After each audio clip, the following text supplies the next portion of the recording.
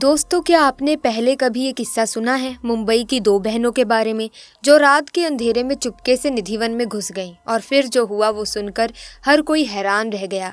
ये कहानी महादेव के चमत्कार से जुड़ी है, जहां इन बहनों ने कुछ ऐसा देखा और अनुभव किया जो किसी ने कभी सोचा भी नहीं था। निधिवन, जिसे अक्सर भगवान श्री कृष्ण का निवास स्थान माना जाता है, वहीं इन बहनों की यात्रा ने एक ऐसी घटना को जन्म दिया जिसे सुनकर आप भी दंग रह जाएंगे। वृंदावन में स्थित ये विशेष जगह है जिसे भगवान श्री कृष्ण की नगरी कहा जाता है। इसके बारे में मान्यता है कि रात के समय यहाँ श्री कृष्ण गोपियों के साथ रास लीला करने आते हैं। कहा जाता है कि शाम 6 बजे के बाद निधिवन के दरवाजे बंद कर दिए जाते हैं और ये सुनिश्चित किया जाता है कि वहाँ कोई न रहे। इस रहस्यमयी जगह के बारे में ये भी कहा जाता है कि अगर कोई गलती से रात में वहाँ ठहर जाए तो उसे अपनी जान गंवानी पड़ती है, या वो अंधा या फिर पागल हो जाता है। दोस्तों, पुराने समय में कुछ लोगों ने अज्ञानता में निधिवन के रहस्य को जानने की कोशिश की और इसका नतीजा ये हुआ कि कई लोग अपनी आंखों की रोशनी खो बैठे और कई मानसिक रूप से पागल भी हो गए। इनमें से कोई भी स्थिति में नहीं था कि बता सके कि रात के समय उनके साथ आखिर क्या हुआ। इन घटनाओं के बाद से लोगों में डर बैठ गया और कोई भी रात के समय निधिवन के भीतर जाने की हिम्मत नहीं करता। अब जिस चमत्कारिक घटना की मैं बात करने जा रही हूँ उसकी शुरुआत होती है अनुप्रिया और दीपांजलि नाम की दो जुड़वा बहनों से, जो कि जबलपुर की रहने वाली थी। ये दोनों मुंबई आईआईटी में सॉफ्टवेयर इंजीनियरिंग की पढ़ाई कर रही थी। अनुप्रिया और दीपांजलि का परिवार बचपन से ही हिंदू परंपराओं में रचा बसा था और उन्हें सनातन धर्म की गहरी शिक्षा मिली थी। इस वजह से दोनों बहनें न सिर्फ बहुत अनुशासन प्रिय थी, बल्कि रोजाना भगवान श्री कृष्ण की भक्ति भी पूरे मन से किया करती थी। इसके साथ ही पढ़ाई में भी वे हमेशा अव्वल आती थी, जिससे उनके कॉलेज के कई साथ पढ़ने वालों में उनके लिए जलन की भावना आ गई थी। अनुप्रिया और दीपांजलि अक्सर अपने ट्रेडिशनल कपड़ों के कारण मजाक का शिकार होती थी। बाकी लड़कियां उन्हें अपने ग्रुप में शामिल नहीं करती थी क्योंकि वे छोटे कपड़े पहनने वाले, फैशन या फिर ट्रेंड का हिस्सा नहीं थी। लेकिन इन सभी बातों का अनुप्रिया और दीपांजलि पर कोई असर नहीं पड़ता था। उनके लिए सबसे जरूरी था उनका एम और भगवान श्री कृष्ण के प्रति उनकी भक्ति। एक दिन उनके कॉलेज के बैच ने मथुरा और वृंदावन की यात्रा की योजना बनाई। हालांकि बाकी लोग वहां दर्शन के लिए नहीं बल्कि मस्ती के लिए जा रहे थे। फिर भी उन्होंने अनुप्रिया और दीपांजलि को भी साथ चलने के लिए कहा, क्योंकि दोनों बहनें धर्म की गहरी समझ रखती थी जो बाकी लोगों में नहीं थी। उन्हें लगा कि मथुरा वृंदावन की यात्रा में इनका ज्ञान बहुत काम आएगा। इस ग्रुप में एक लड़की थी सिमरन, जो अनुप्रिया और दीपांजलि से हमेशा जलन ही करती थी। उसे ये बुरा लगता था कि कॉलेज में इन दोनों बहनों के कारण वो अक्सर पीछे रह जाती थी। जब सभी मथुरा और वृंदावन पहुंचे तो हर कोई बहुत खुश था। चारों तरफ भक्ति का माहौल था और राधे राधे के जयकारे गूंज रहे थे।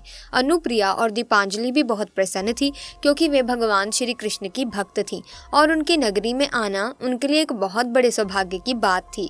मथुरा पहुंचने के बाद अनुप्रिया और दीपांजलि ने सबसे पहले कृष्ण जन्मभूमि के दर्शन किए। इसके बाद वे वृंदावन के लिए रवाना हो गए।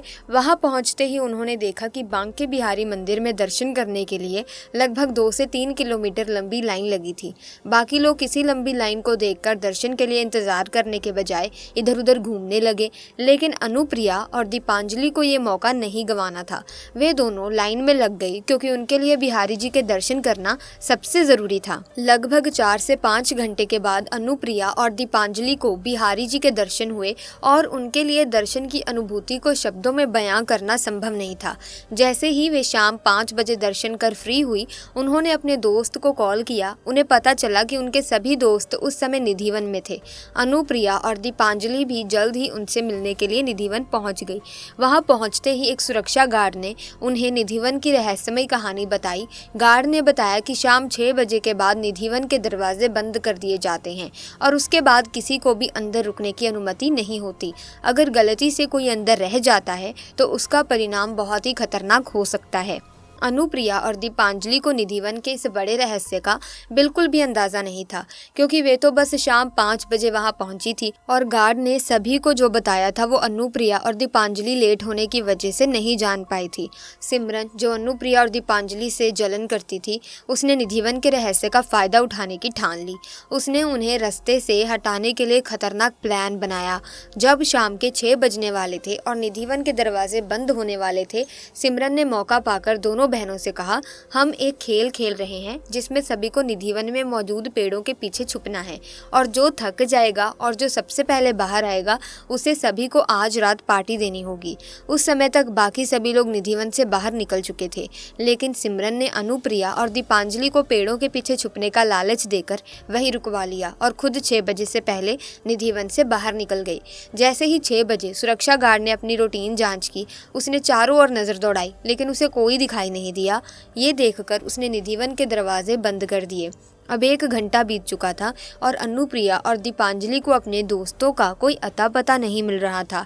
जब उन्हें एहसास हुआ कि दरवाजे बंद हो चुके हैं और उनका कोई भी दोस्त वहां नहीं है, तो वे दोनों घबरा गईं। वे ज़ोर ज़ोर से अपने दोस्तों को आवाज़ लगाने लगी, लेकिन किसी ने उनकी आवाज़ नहीं सुनी। दरअसल सिमरन ने पहले से ही सबको कह रखा था कि अनुप्रिया और दीपांजलि प्रेम मंदिर दर्शन करने के लिए चली गई हैं, ताकि कोई भी उनकी मदद के लिए वहां ना रुके। इधर निधिवन में अनुप्रिया और दीपांजलि पर मुसीबत का पहाड़ टूट पड़ा। पूरी तरह से अकेली, बिना मोबाइल के वे वहां फंसी हुई थी, क्योंकि उनका मोबाइल उनके एक दोस्त के पर्स में रह गया था। अब उनके पास मदद के लिए कोई साधन नहीं था। तभी दोनों बहनों की नज़र निधिवन के एक बोर्ड पर पड़ी, जिस पर लिखा था कि 6 बजे के बाद यहाँ कोई नहीं रुक सकता और जो गलती से भी रुक जाए वो बाहर नहीं जा पाता। ये पढ़ते ही दोनों बहनें डर से कांप उठी।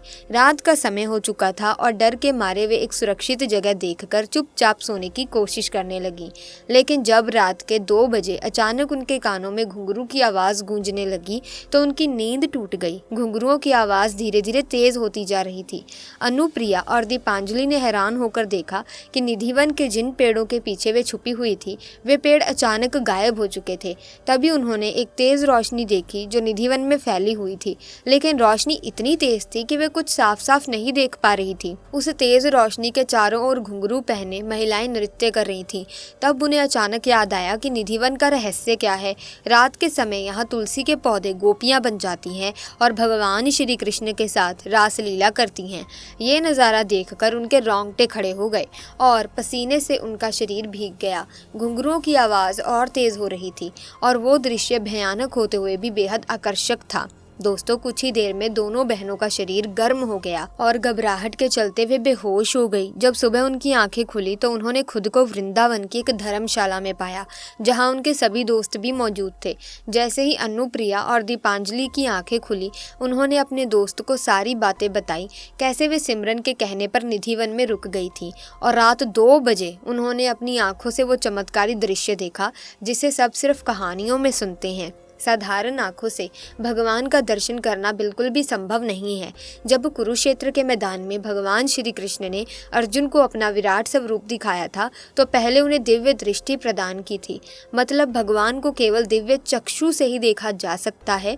यही कारण था कि अनुप्रिया और दीपांजलि ने सिर्फ उस अद्भुत प्रकाश का अनुभव किया, लेकिन भगवान के साक्षात दर्शन नहीं हुए। इसके बावजूद वे दोनों सुरक्षित और सही सलामत थी और ये केवल भगवान श्री कृष्ण की कृपा थी। सिमरन, जो उन्हें अपने रास्ते से हटाना चाहती थी, इस बात से अनजान थी कि बचपन से ही अनुप्रिया और दीपांजलि श्री कृष्ण की भक्त थीं। वे धोखे से निधिवन में बंद कर दी गई थी, लेकिन उनके दिल में भगवान के प्रति अपार श्रद्धा और प्रेम था। यही कारण था कि उन्होंने बांके बिहारी के दर्शन के लिए घंटों लाइन में लगकर इंतजार किया और उनकी आस्था और भक्ति को देखकर भगवान ने उन्हें वो अद्भुत दृश्य दिखाया और उनकी रक्षा की। हालांकि वे दोनों बहनें आज भी उस रात को भूल नहीं पाई हैं। इसके बाद सभी दोस्त वापस मुंबई लौट आए और अपनी पढ़ाई में व्यस्त हो गए। लेकिन एक सवाल हमेशा उठता है, वे लोग कौन थे जो रात में निधिवन में रुके और जिनकी आंखें चली गई या वे मानसिक रूप से पागल हो गए।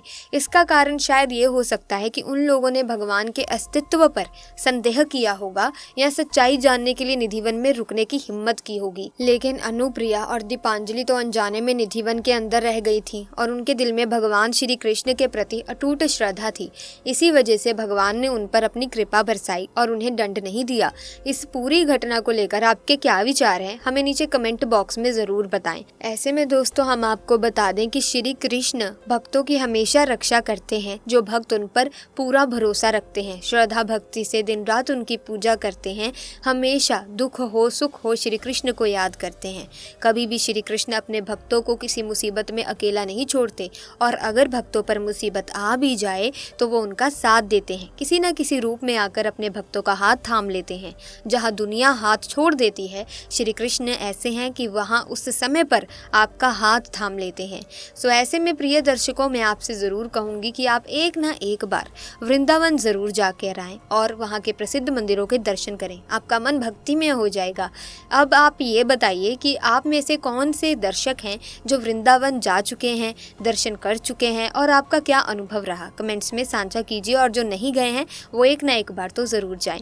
इसी के साथ वीडियो को लाइक करें, शेयर करें, चैनल को सब्सक्राइब करें। धन्यवाद।